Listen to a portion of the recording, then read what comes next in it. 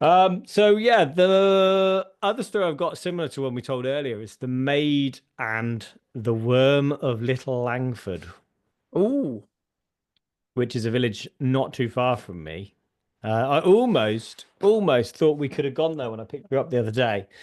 Um, but it was dark at that point, so wouldn't have been much point. There is a little church, and it has. I think I might have some pictures somewhere. If I do, they'll be on screen now. Um, and there's a depiction over the church doorway of this story. In the quaint village of Little Langford, nestled among the rolling hills, lived a young maid. One crisp late September morning, as the sun dappled through the ancient trees of the woodland behind her cottage, she ventured out to gather nuts. Her basket soon overflowed with the bounty of the forest, and she returned home, eager to prepare her harvest. As she sorted through the last of the nuts, she noticed a small hole in one. Curious, she peered closer, and from within popped the pale, wriggling head of a tiny maggot. Startled, she cried out, dropping the nut onto the earthen floor. The little creature, however, seemed unfazed and began to inch away. The maid, her initial fear giving way to pity, couldn't bring herself to squash the helpless thing. Instead, she gently scooped it up into a small wooden box, adding a few nuts for it to eat. Later that day, she found the nuts gone and the maggot noticeably plumper. "Oh dear," she murmured. "What will I feed you now?" She offered it some stale bread, and by the next morning that too had vanished and the maggot had grown larger still. Days turned to weeks, and the maid continued to care for the ever-growing maggot. It outgrew its box, then her cottage, until finally she had to house it in the stable alongside the horses. This proved a grave mistake. The creature's hunger was insatiable, and the poor horses stood no chance against its relentless appetite. The maggot swelled to an enormous size, and the maid could no longer find enough food to satisfy it. One evening, a thunderous crash echoed from outside. Rushing to investigate, she found the monstrous maggot devouring the very timbers of the stable door. "Oh no, what have I done?" she cried in despair. But it was too late. The creature, now a grotesque worm like beast, spotted her, and before she could flee, it swallowed her whole. The monstrous worm, its hunger still raging, vanished into the surrounding woodland, leaving a trail of destruction in its wake. When the maid's father discovered the horrifying truth, he rallied the villagers, and a determined hunting party set out to find and destroy the creature. They tracked it to a clearing where they found it picking at its teeth with a sharp pointed rib bone, likely from a large bull it had devoured. Filled with grief and rage, the maid's father hurled his spear with all his might. His aim was true, but the beast was far too large. With a deafening screech of fury, the worm lunged through the trees, dragging the unfortunate old man along the forest floor. It travelled for miles until, in its final fatal collision, it slammed into a mighty oak tree, its immense form finally still. The villagers witnessing this terrifying end knew they had to create a lasting reminder of the horror they had faced and the danger of nurturing seemingly insignificant things. They felled the great oak, and the local carpenter painstakingly turned its sturdy wood into a massive door for the village church, St. Nicholas, and there, carved into the tympanum above the entrance, the villagers forever memorialized the tale, a depiction of a maid being consumed by a monstrous worm. A chilling reminder to all who enter never to underestimate the potential for small, neglected things to grow into terrifying threats. To this day, the heavy oak door of St. Nicholas in Little Langford serves as a silent testament to the legend of the maid and the worm. nice, nice. Yes. So, see, it had similarities to the other one we were telling Yeah, the earlier. Lambton one. Yeah, Yeah. A little bit that's it. different, Oh, I but like you like it. said, like a more local version for us Yeah, Wiltshire folk. maybe someone who sort of travelled from the north, or vice versa, sort of went from south to north and was like, "Oh, no one's going to care about this little village. I'll make it around this place instead." Mm. Um, no, I As like I it. say, that it's actually depicted on the church as well, so you can go. Uh, It's a tiny, tiny little church. I've only been there once, but I'm sure if I, as I say, if, I might have some pictures somewhere of it. So there's this website, yeah. cppapers.com. Do you want me to log on to it? Do you want me to open it, or are you going to tell me about it? I'll tell you about it, and we'll decide how far down this rabbit hole we're going to go, I guess.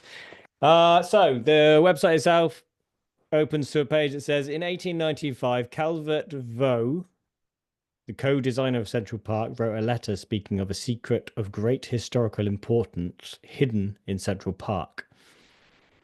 And a set of papers he left with the letter leads to the secret. And then you have to click. So this is to click the Central Park papers. Yes. So it says the following is the text from the letter that Calvert Vaux left with the papers. September 24th, 1895. Many years ago, a friend came to me with a secret of great historical importance. Too volatile to reveal, yet too important to destroy, we resolved to hide the secret until the proper time for revelation had come. It now appears unlikely such time will arrive within our lives. The secret, hidden securely in the Central Park, can be discovered by means of the papers accompanying this letter. I must trust that anyone with such affection for the park to be able to decipher the papers will have the wisdom and forbearance to heed these requests, that he not search for the secret until the year 1965. Don't know why that year. And that upon discovering the secret, he not reveal it to anyone for 10 years. It is my fervent hope that the wisest men of your time will learn the secret. Therefore, kindly allow all who wish access to these papers, binding them by their honor to the same limitations I have asked of you. I fear for my life. There are men who wish the secret to remain hidden, and this is the best way I can devise to ensure it is not lost forever. Respectfully, Calvert Vaux. Mm. And this. So then there are screenshots of his letters, and then there is a link to the Central Park papers. And I don't know what they contain, but once we read it, we're not allowed to tell anyone for 10 years, according to that. So is that you're not allowed to tell anyone for 10 years, or is that you're not allowed to tell anyone for 10 years from 1965 when he assumed that they were going to be found? No, it says not to reveal the secret until after 1965. Okay. Now, Central Park papers. I read somewhere. No, that's the wrong one. Think it was on Reddit. Yes. So this whole thing to me smacks of viral marketing for a film or a book or something like that. I did read, maybe it's not on this one. I found something earlier, I can't find it now, but someone reckons that if you look up the name of who created the website, it's someone who writes fiction. Yeah. But if you click on help with the papers, Yeah. you can transfer $10 via PayPal via the link, and he'll help you decipher it. I bet you can. So we call him bullshit already. I'm calling bullshit already. Okay, so if you go to the link of Get the Papers, in 2006, a woman brought the Central Park papers to David Wise for his help as detective to figure out the secret. Once they discovered the secret, they honored Calvert Vaux's request not to reveal it for 10 years. So just on 2016. During those 10 years, the woman died unexpectedly. Now David Wise is making the Central Park papers available to everyone for free. But Calvert Vaux's letter is clear. Once you discover the secret, you are bound by your honor not to reveal the secret for 10 years. By accessing these papers, you agree to those terms.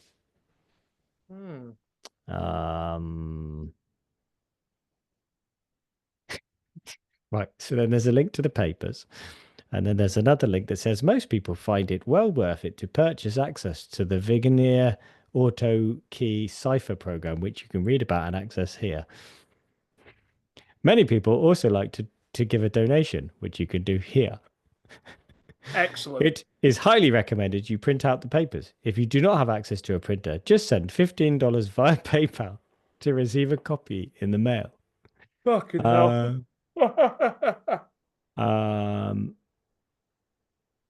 and it says when you go to Central Park, remember sunscreen, a smartphone or tablet, and a pen. And then click here if you need help. Yeah, it's a fancy treasure hunt, isn't it?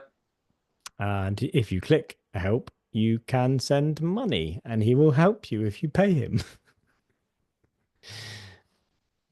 All right. I'm disappointed because when I heard about this earlier, I was like, "Oh, this sounds really like interesting, and I need to know what's in the papers." And now I'm just like, eh. You can help. You can find out what's in the papers if you'd like to donate some money. I mean, what's going to happen if you don't keep it secret for 10 years, right? You die suddenly under mysterious circumstances. Yeah, okay, so I'm looking now. So there's a bunch of images that look like, I don't know, sort of like almost like um what you'd see like carved in stone on a building, I guess is the best way to describe that stuff.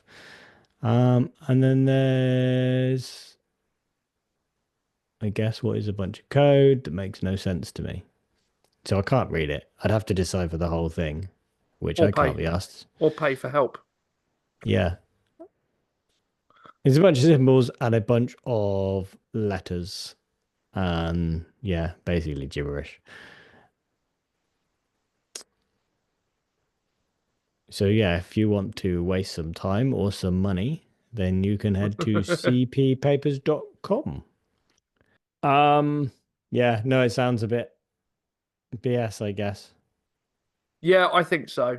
I think so. Yeah, which is a shame because it sounded intriguing when I heard about it earlier, and I thought we'll do the reveal on the show and maybe decide whether or not we open it and keep the secret or not. And I was like, oh no, it's Yeah. just... Anything else to do for afterward? No, just along the lines of films and things from earlier in the episode. I was just wondering, have you ever watched The Terror? No. Or you know how you get on a Wikipedia rabbit hole now and then and just start reading about various different things that lead to other things that lead to other things. I Are got you on a revealing how you research a podcast? yes, yeah, that's it. This podcast was initially supposed to be about I don't know, Jack the Ripper or something, but ended up being about dragons, just following links. I was gonna say, did we just read a Wikipedia page for a spec? Was that? Yeah, yeah, it was that or AI. No, I was just gonna say I got on a Arctic exploration binge on reading about, sort of various bits on Wiki, and I reminded of the Franklin expedition with the Erebus and the Terror, two ships that went to try and find the Northwest Passage, and they both got ice locked, and basically everyone died or went missing. Yeah. They found one of them a few years ago that was incredibly well preserved under the sea. So, because it's in shallow water, but Is it's that isn't that where life is much better? yeah, yeah, Where it is basically. wetter under the sea.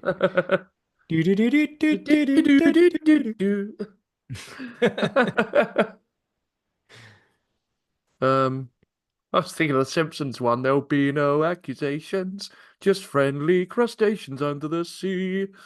Um, so singing aside, it's like they've put a little sort of unmanned vehicle in there, and there's still like plates on the shelves, and they're trying to get in, I think, because they can only get in at certain points of the year when it's not like under too much ice. But because of the lack of oxygen and it's basically kept it pristine. But anyway, bringing it back to what I was going to say, there was a 2 or 3 part, maybe more. I think it was a BBC like drama series about it, and them going and getting ice locked and all this horrible stuff happening. But it takes a very sort of dark supernatural turn as well. So well worth a watch if you haven't seen it. I don't have a BBC TV license, so Ah, fair enough. sorry, I can't. Well, if you should ever find a way of doing it, obviously hanging around with someone who has a license and watching it legally, then give it a watch. Give it a watch. It's good. Um, Seen any good horror films recently? Anything you can recommend? Feel like I've given mine. Don't watch much horror. It's a bit difficult when you've got a small child. Ah, it's character building, man. No. I watched Swiss Army Man yesterday. I need to watch that. I've not actually watched it. I love the idea of it. I love that Daniel Radcliffe can just do batshit things now, like do whatever he wants. You know, yeah, that sounds weird enough. I'll do it. It's a mad film. Um, but there is a quote in it that I like. Hang on, let me find it so I don't butcher it. Yeah, because basically it's a film about, well, he's a guy that's like living alone, like shipwrecked. And it's not giving much away. At the beginning of the film, he's about to hang himself, and as he does, he sees a body. Played by Daniel Radcliffe. Yeah, and it's a bit kind of like was it Weekend at Bernie's, I suppose. It's him and a Yeah. corpse for basically the whole film. But it's weird. One of my favorite bands, Manchester Orchestra, do all the music for it. Um, there's some really nice music in there, like singing about montages and stuff. It's fun. It references Cotton Eye Joe and Jurassic Park, and it just like hits all the spots. But it's kind of got a weird emotional twist to it as well, which you'd have to watch because I don't want to give too much away. But there is this quote, um, which is when you think that this is Daniel Radcliffe as a corpse saying this to the other guy, Yeah. is maybe everyone's a little bit ugly, maybe we're all just dying sacks of shit, and maybe all it takes is one person to just be okay with that, and then the whole world will be dancing and singing and farting, and everyone will feel a little bit less alone. On that note, I've been Andy. I think that was a word to live by. I like it. I like it. Yeah, it's that's the kind of film it is. So yeah, I haven't seen any horror lately, but I have seen a film about a corpse, which I guess you could say is horror. Yeah, yeah, absolutely. Yeah, I'll give you that one. uh, yeah, and he is in The Woman in Black, which is also very good. Indeed. Mm. And Harry Potter, which is horrible. So Yes. I guess that wraps it up, really. Do remember, many people also like to give a donation. Yeah, don't give your money to Central Park Papers, give it to us. And Screw those guys. and if we get enough money, we will take a voyage to that ship and get one of the plates for you. How's that? Absolutely. Yeah, Craig will dive down there. I'll be rooting him on from the deck of the ship with a nice hot drink and like wrapped up because it's cold up there. But Wait, Craig will dive you're down gonna there. sit on my deck. I'll sit on your deck. I'll ride your deck all the way to the Arctic. Um, Cut that. Cut that. Cut but no, that. Can't say that. Craig will be get down there, but not just diving either. It'll be like in one of those old fashioned like turn of the century like With big a diving hose. helmets and the hose and the massive suit. And you'll be blowing smoke into it. Yeah, just to blow my vape into it. Yeah. Andy, are you vaping up there? No. Your visor like clouding up with a raspberry smell or something. I don't know. Yeah, Oh, it's got a bit weird. Right. that's Yeah, what we do. it is. It is. So thanks for subscribing. Um, and remember, Stay weird. oh, we did that bit. Oh yeah, this is the other one. Yeah, It's because we went back to the other one. I Peek know. behind I the know. curtains. We got confused.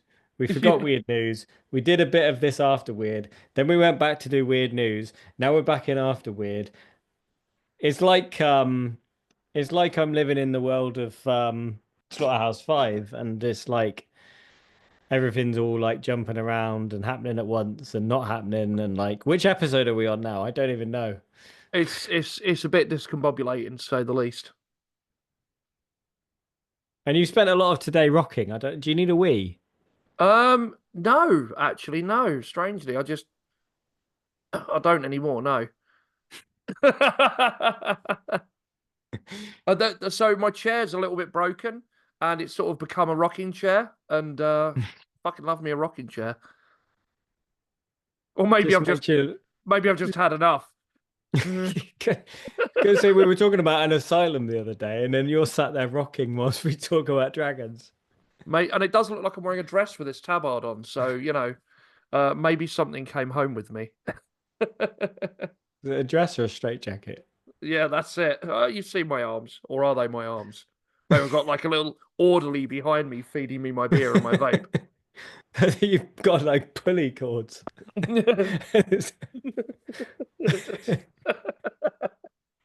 Oh, Um, yeah, so a little heads up exclusive actually. There's a new t-shirt that's gone up on our Redbubble store, which you can find via the Substack.